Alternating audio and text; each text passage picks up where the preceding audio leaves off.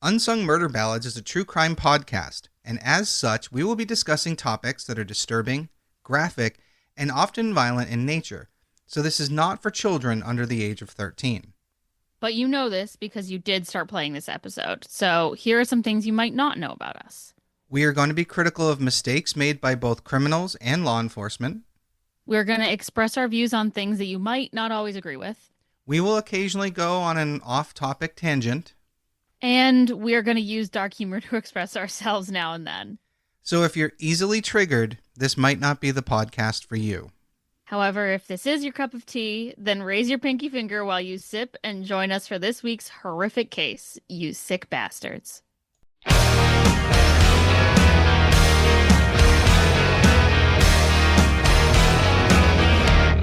Hey everybody, welcome back to Unsung Murder Ballads. This is episode 179 or 180. I am Janus Dead. And I'm Joyous Dead. You think I'd have a better system in place. It is 180. You would think, but actually I wouldn't think. It is 180. So 180. Damn. So in this world of true crime, I saw a documentary yesterday that I need to talk about. Oh, I thought you were going to say I did a crime. No. That would be, I've committed crimes, but not yesterday. Play. Okay. Tell us about the documentary. This one is called, it's on Hulu, and it's called My Grandfather, Charles Manson. Oh.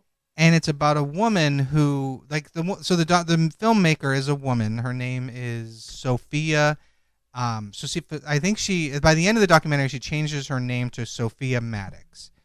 And she grew up not knowing who her grandfather was because her father didn't know who his father was. And her father does Ancestry.com, and it comes back that his father's Charles Manson. Damn. And Ancestry.com. I love that Charles Manson is on Ancestry.com. Well, so that's not exactly how it pinpointed. So he found a half-brother, and when the two of them connected, that half-brother knew the truth. Ah, okay, that'll do it. And yeah, and it's really her journey into trying to figure out, because obviously she's conflicted by it. It's a really good documentary. I highly recommend everybody watch it. I think the most eye-opening thing for me was how much she wanted to create this narrative in a way that protected her father from the truth, because her father was struggling with it, I think, even more than she was. Oh, interesting. And it really encapsulates this interesting, generational trauma that's being transferred in ways that neither of them understood. Right. That's a really crazy thing to come to terms with. It was really good. And so I immediately looked her up on Instagram. I started following her, and she posted today. She posted something about, it was all the haters that were posting about the documentary. And when why are you hating about that? Do people have nothing to do? I'm telling you, people have nothing to do. And I should state that by the time everybody hears this, it'll be almost 2 weeks later. So yeah, so this will be 2 weeks old, her dealing with the people that are commenting about this documentary. But I think I'm going to reach out to her somehow, through Instagram, and just kind of be like, hey, we mentioned you on our podcast. One, I'd love to interview her. And two, just to kind of show her some support, because her own journey on it was just fascinating. It's insane that people were hating on that. It was really weird. And there are parts of me, because there are times that she's trying to be sympathetic to both her father and Charles Manson. But what I really enjoy, and I get it, because she's trying to protect her father more than anything else. What I found interesting was how much she just needed that. I don't know how else to explain it without ruining too much. You should definitely watch it. It's like an hour, a little more than an hour and a half long. It was so good. So, yeah. And she ends up changing her. So keep in mind, so her father didn't know who his father was. So he was carrying the last name of his stepfather. And she was given that same last name. And at the end of it all, she decides to legally change her last name to Charles Manson's mother's last name. Interesting. because Charles Manson also didn't have his father's last name because his mother didn't know who his father was. So Manson ends up becoming like that was like her boyfriend's at the time his last name. So like they didn't have like this real family name, so she took on Manson's mother's last name, which is why she chose Maddox. And interesting. I am telling you, it was so good. Yeah, I'm very interested. Yeah, so I highly recommend it to all the listeners out there. I really enjoyed it. I found it fascinating. She even found a way to make me re-examine Charles Manson's motives. Wow. I'm telling you, everyone should watch it. And with an open mind. Don't be these dicks that shit all over. If you don't agree with it at the end, you don't have to agree with it. But right. Wow, you know? All right. I suppose we should get into this, right? Let's do a true crime. All right, so I don't really have a teaser for this one because there's a lot to unpack with what we're going to be discussing. We are going to be discussing the lives of 3 different people in this episode. And the reason we're doing 3 isn't because there's 2 victims. We're actually covering the assassination of President William McKinley. Ooh, I don't know anything about this one. Well, if you've listened to the musical Assassins, you at least know a little bit. There's a whole song. You see, the thing is, I've listened to the musical Assassins, but only once, so I've forgotten all of it. Ah, okay. So yeah, this is probably one of my favorite songs out of the entire thing that's dedicated to this assassination, and it has. I'm sure it'll come to me. It has. My favorite one is Leon Czolgosz is the assassin, and Oh my God, spoilers. yeah, well, you're gonna know soon enough anyway. But and a lot of people don't even know that there have been 4 successful presidential assassinations. Everyone just thinks of 2. Literally, who was President McKinley? What did he do? Well, that's just it. Not a lot. He was just president during a really rough time. But fair enough. So yeah, so in the musical, Czolgosz he's alone initially, and he's singing about how many people it took to make the gun that's in his hand, and how many of those people died due to the conditions of their work. So he's like, he's singing men in the mines, men in the steel mills that turn the machines, that do this. And he's talking about how their work conditions are and how much they suffered to make the gun that he's about to use to kill somebody. Oh. And then that's cool. And then John Wilkes Booth comes out and says, and all you have to do is move your little finger and you can change the world. And it's one of my favorite songs in the whole play. With that said, cool. The other persons we're going to be talking about, Leon Czolgosz, we're going to be talking about William McKinley, and we're going to be talking about a woman named Emma Goldman, who was a feminist in the late 1800s and the early 1900s. And she plays a pivotal role in Leon Czolgosz's thought process. Now, she wasn't interesting. She wasn't directly involved in the assassination, although she was investigated, which we'll get into. But I could not tell this story and leave her out. I think she deserves at least some moment in the spotlight, because it's been a long time since she's been alive, obviously, and I just think she's sort of falling away. Like, people are forgetting about her. Yeah, well, I'm interested to hear her story. Let's dive in. All right, so here we go. We're going to start with Emma Goldman. Hell yeah. Emma Goldman was born into an Orthodox Jewish family in Lithuania, which was at the time part of the Russian Empire. Now, her grandmother, who I believe her name is pronounced Taub, she had been married before to a man when she had 2 daughters, Helena in 1860 and Lena in 1862. Now, her first husband died of tuberculosis, and that left Taub devastated. Now, Goldman would later write, quote, "Whatever love she had died with the young man, to whom she had been married since the age of 15, unquote." Whoa. So she recognizes that her own mother kind of lost any kind of love that she had. Her mother's second marriage was arranged by her family, and as Emma Goldman puts it, it was mismatched from the first. So the second husband comes in, and he's Abraham Goldman, and he invested Taub's inheritance into a business and lost all their money. Uh, Exactly. So when the you worst. so basically you end up in this financial hardship, and it's combined with this emotionally distant mother that's now obviously not too thrilled with her husband that she didn't even love, right? And this is kind of the world that Emma Goldman is born into. Yeah, that's a hell of a world. So she's born on June 27th, 1869. And unfortunately, the father here, he uses violence to punish his children, beating them when they disobey him. Yeah. And Emma, being the most rebellious of the children, because they also have 3 sons, he would whip Emma because of her rebelliousness. That's how you make a feminist. Yeah, and obviously, again, her mother isn't really providing any comfort. She rarely even tells the husband, Abraham, to calm it down. Like, even just tone the beatings down, none of this happens. Yikes. Now, Emma later speculated that her father's furious temper was at least partly the result of his own sexual frustration. This is when she's older and looking back. Eventually, the 3 sisters, joined by the brothers, who are Louis, who would die at 6 years old.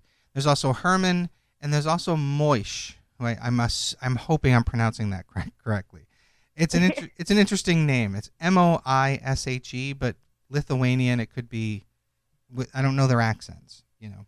Yeah, I think that's a Jewish name. I think it's Moisha, but okay, I'm not an expert. That sounds better than what I did.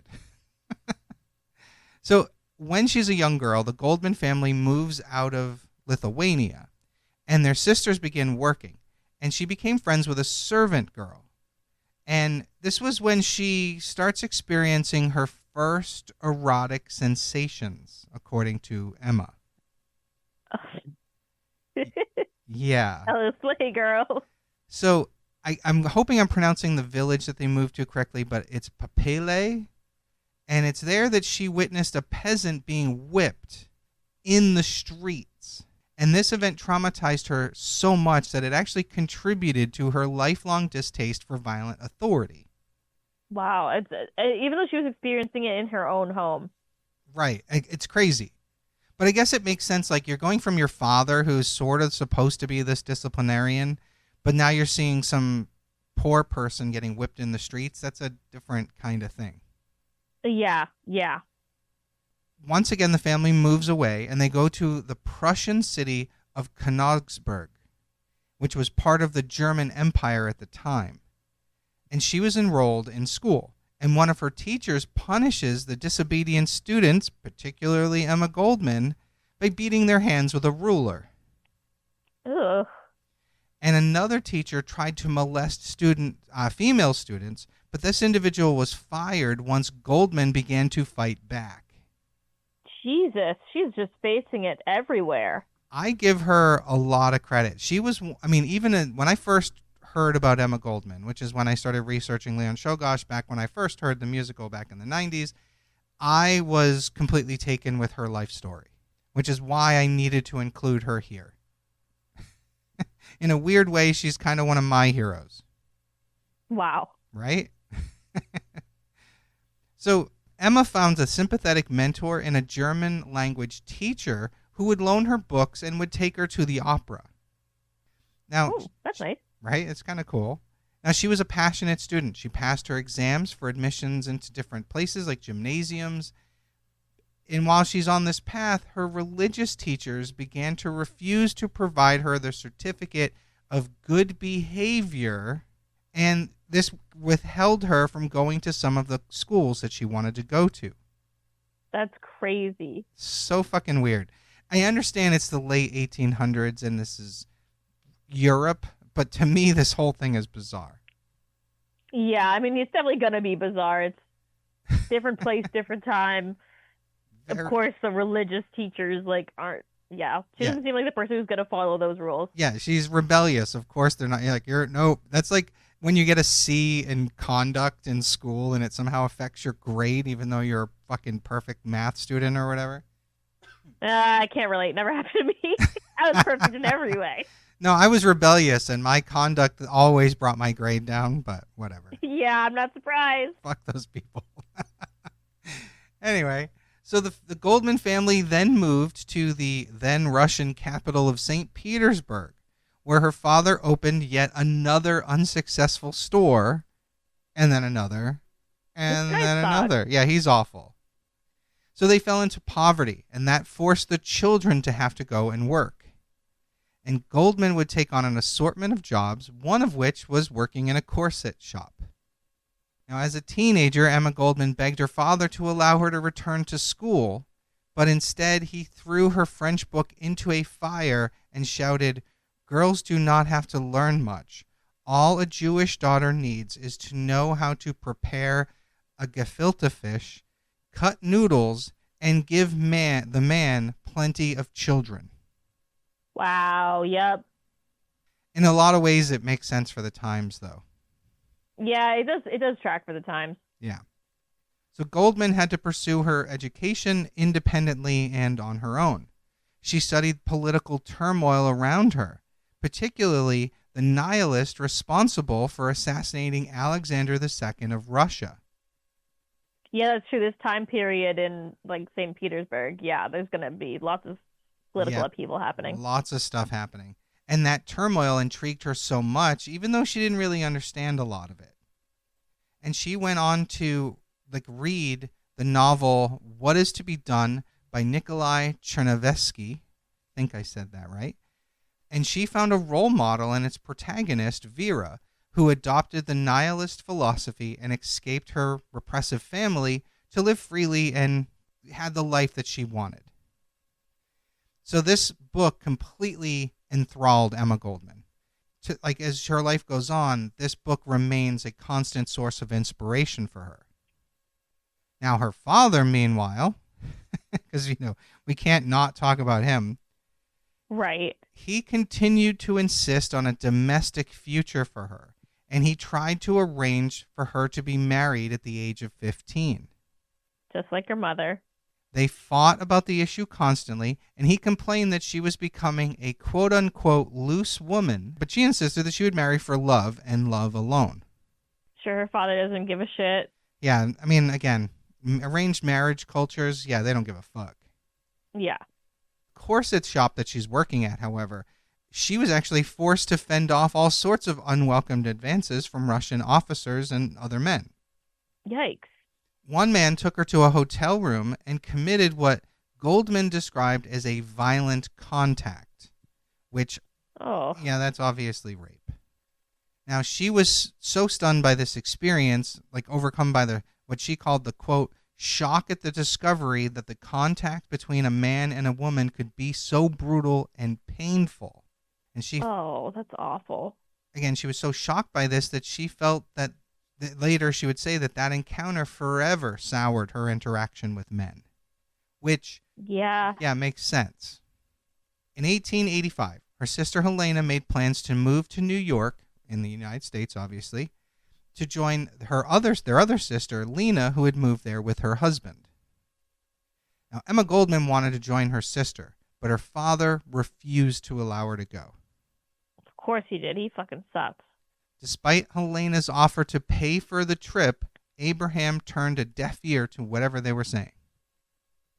Emma, however, threatened to throw herself into the Neva River if she could not go. And finally, her father allowed her to go.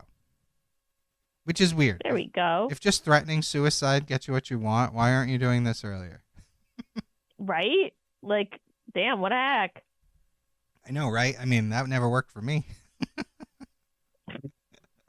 Anyway, on December 29th, 1885, Helena and Emma arrived in New York City's Castle Garden, the entry for immigrants. They settled upstate, living in their Rochester home with their other sister Lena and her new husband Samuel.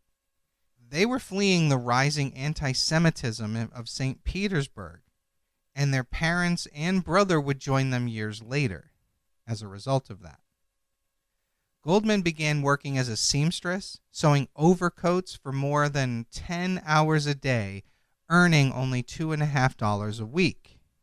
Damn. That's hard work. It's a lot of hard work. I can barely sew on a patch without my fingers. Sewing is so hard. Right? So at her new job, Emma met a fellow worker named Jacob Kirschner, who shared her love for books, dancing, and traveling, as well as her frustration with the monotony of factory work. And after 4 months, they were married in February of 1887. Nice. Good for her. Once they were married, he moved in with the Goldman's family, but their relationship began to falter. On their wedding night, they discovered that her new husband was impotent. And I would think she would like that since she doesn't want to be around men that much. I guess, yeah, I don't know. But unfortunately, as a result, they became emotionally and physically distant. And before long, he became jealous and suspicious and threatened to commit suicide so that she would leave him. The second time we've heard this. Yup. Meanwhile, Emma was becoming more engaged with the political turmoil around her, particularly the aftermath of the executions related to the 1886 Haymarket Affair in Chicago and the anti-authoritarian political philosophy of anarchism. That's a lot. That is a lot. Basically, there's a lot of shit going on because the country, and this is gonna sound real familiar, the country's not doing well. The poor are getting poorer. The rich are getting richer, and the middle class is suffering as a result. A tale as old as time. Yep. So less than a year after their wedding, the couple divorced. Kirschner begged Goldman to return to him and threatened to poison himself if she didn't. Oh, goodness. Yep, so now he's flipping it. So they reunited, but after only 3 months, she left again. And when that happened... Drama. And when that happened, her parents considered her to be behaving in a loose manner, and they refused to allow Emma back into their home. Oh, goodness. So carrying a sewing machine in one hand and a bag with a whopping $5 in the other, she left Rochester and moved to New York City. Well, there she goes. I you know what I'm saying? She's kind of a badass. I'm not She is a badass. She's like, all right, I don't like this. I'm going to go make my own life. Good for her. Exactly. On her first day in New York City, Goldman met two men who would have a significant and enduring influence on the course of her life. At a place called Saks Cafe, a gathering place for radicals, people that were considered radical at the time at least, she was introduced to Alexander Berkman, who was an anarchist, and he invited her to a public speech that evening. They went to hear Johann Most, the editor of a radical publication called The Fahrenheit, and an advocate of propaganda of the deed, the use of violence to instigate change. Oh, interesting. Now, she was impressed by his fiery oration, and Most took her under his wing and began training her on basically how to speak in public. He encouraged her vigorously, telling her that she was to take his place when he was gone. Wow. So one of her... I'm kind of surprised she's like loving this thing that he's doing because it's using violence. But it's violence against the people who control the system, not the other way around. Fair enough. Yep. So one of Emma's first public speakings, like talks, was in support of the cause, and that was up in Rochester. And after convincing her sister Helena not to tell her parents about the speech, Goldman got up there and all of a sudden just drew a blank. Oh, no. Yeah, the poor thing.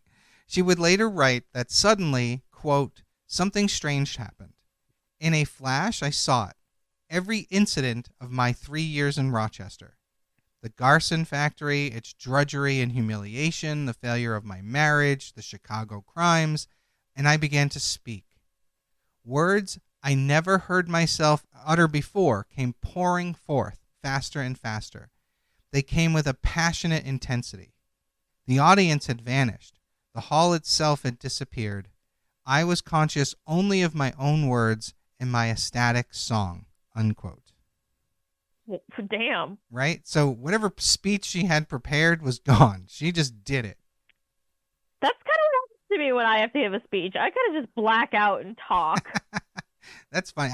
I'm good at winging it, but if I have obviously if I have a script in front of me, I'm much more focused. So yeah, it's pretty funny though. So this experience excited Emma, and it redefined her public persona during the subsequent engagements. She quickly found herself arguing with Most over her independence. She basically didn't want to read his speeches. Damn.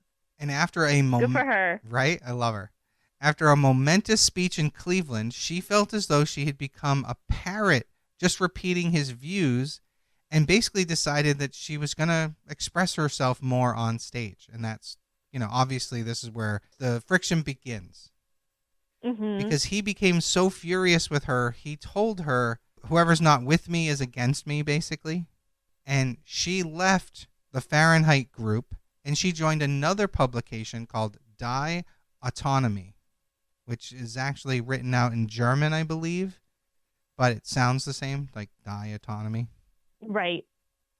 So at the same time, she had begun a friendship with Alexander Berkman, whom she had affectionately called Sasha for some reason. I don't know where that comes from. I think that's a Russian nickname for Alexander. Oh, okay, sure. But before long, these two became lovers, and they moved into a communal apartment with his cousin. I believe this is her first name. I hope it's not an adjective. With his cousin, Modest Fredia Stein. So that has to be her first name. Yeah. So anyway, and that was on 42nd Street in New York.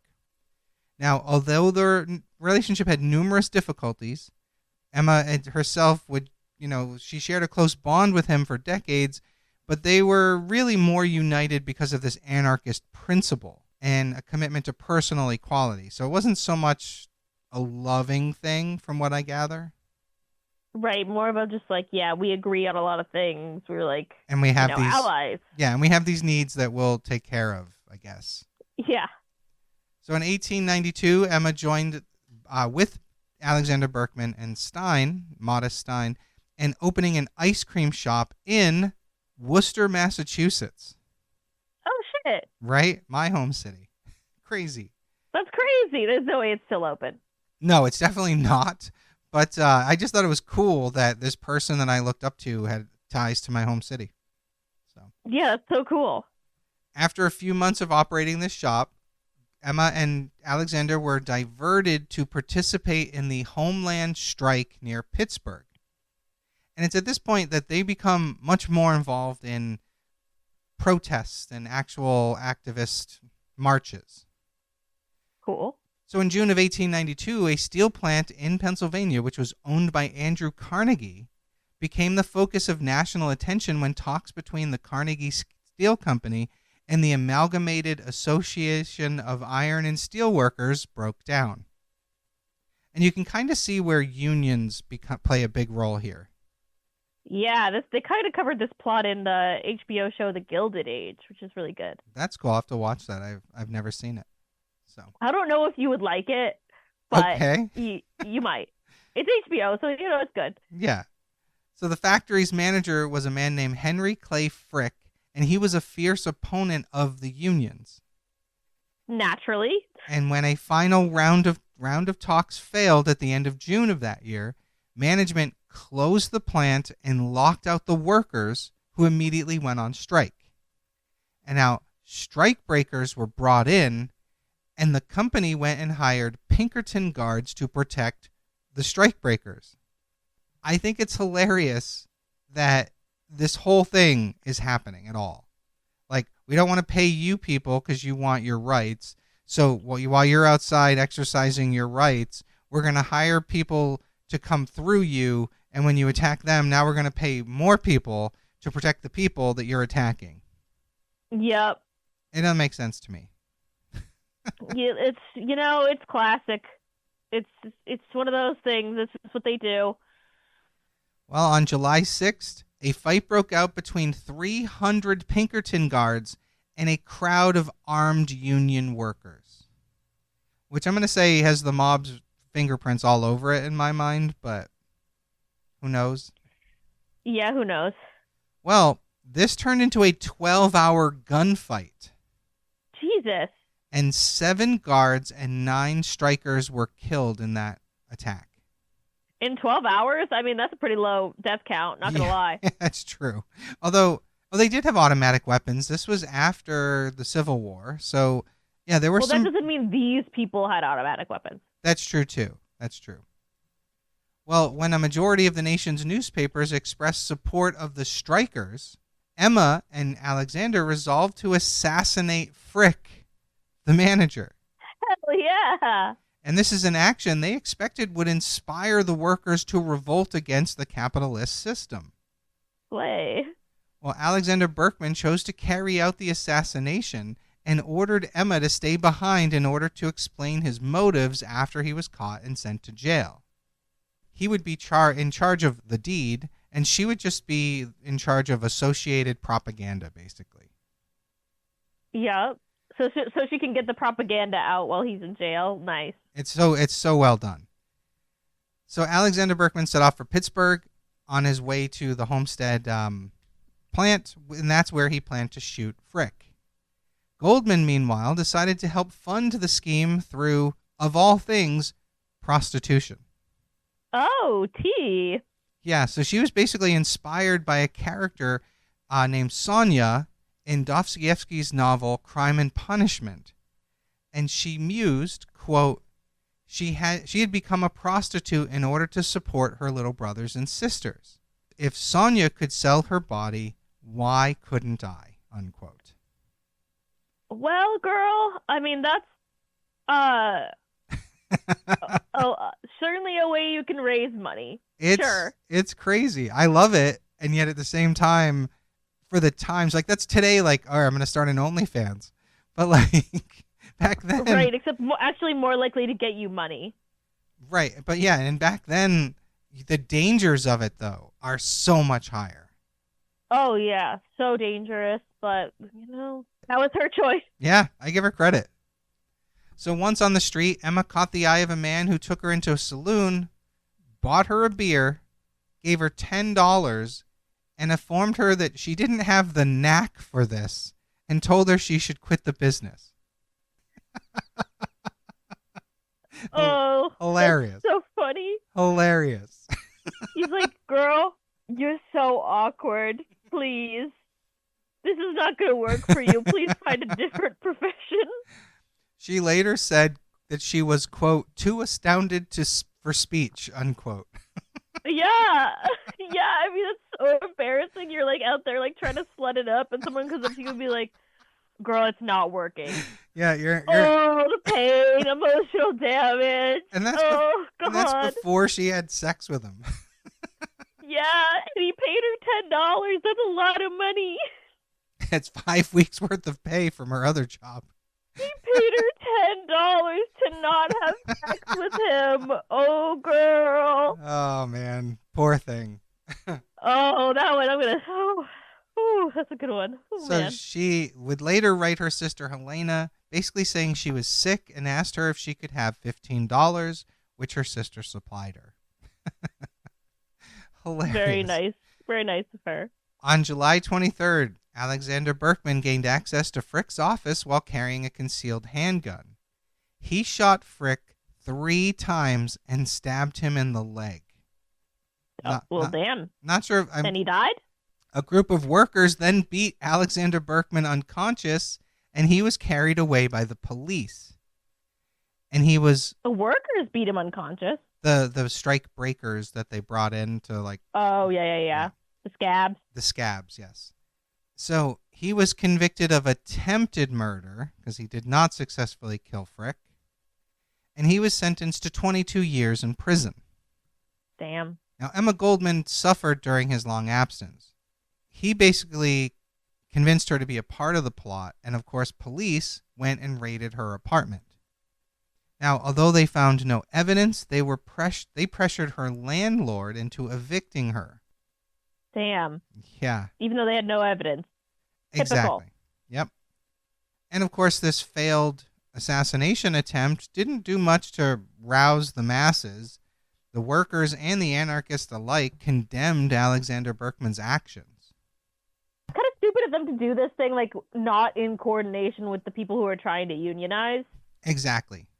Like consider like how selfish that was of them. Like they could have ruined all of the negotiations by doing that. There's a lot of things that could have gone wrong, 100%. Even Johann Most, their former mentor, spoke out against Alexander Berkman and the assassination attempt. So Damn. it's one of those things And where this girl's like, and I tried to prostitute myself for this, at least she was unsuccessful at that. and she was unsuccessful. So with the masses being furious because of these attacks, Emma bought a toy horsewhip and she brought it to lectures, and she would demand on stage that Johann Most explain his betrayal against them. Damn, girl. Yeah, she was pissed. So he dismissed her, and she basically started hitting him, whipping him, like with the whip. She even broke it across his knees when she hit him with it, and she hurled the pieces at him. She's pissed. She does later say, in her old age as she gets older, that she did regret doing that to him, but she said, quote, "At the age of 23, one does not reason." You know, that is so true. She's only 23 here, yeah. Yeah, exactly.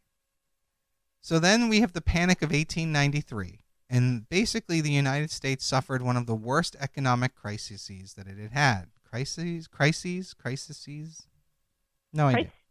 Crises? I don't know. I think it's crises.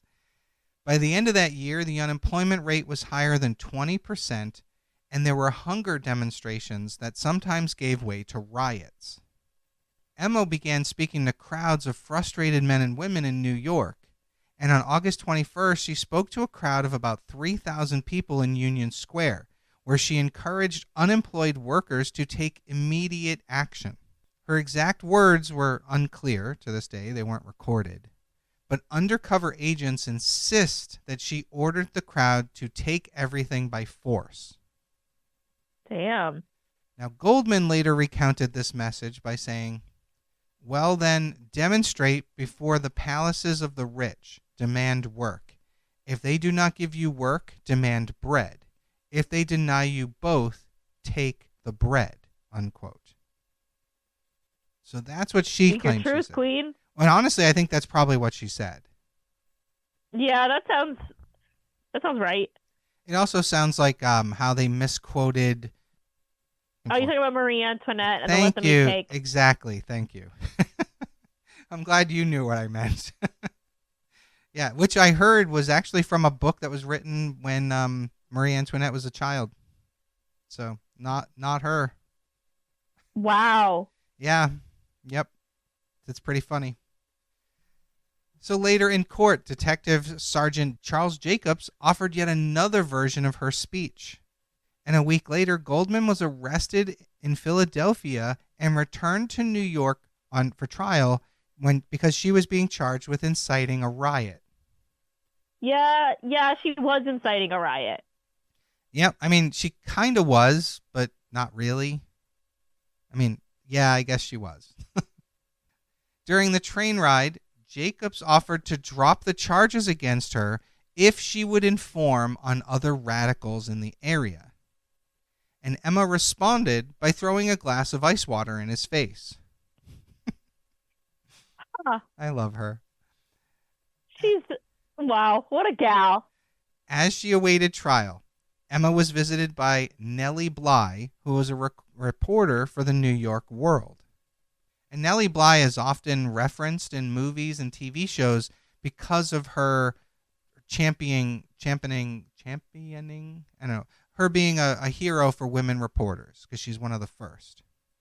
Bly and Goldman spent 2 hours talking, and they wrote a positive article about Emma as she described her as a modern-day Joan of Arc. Damn. Despite the positive publicity, though, the jury at her trial was persuaded by, the prosecutor's testimony, and they were frightened by Emma's politics. The assistant district attorney questioned Emma about her anarchism as well as her atheism, and the judge called her a very dangerous woman. She was sentenced to 1 year in Blackwell's Island Penitentiary. Once there, she suffered an attack of rheumatism and was sent to the infirmary.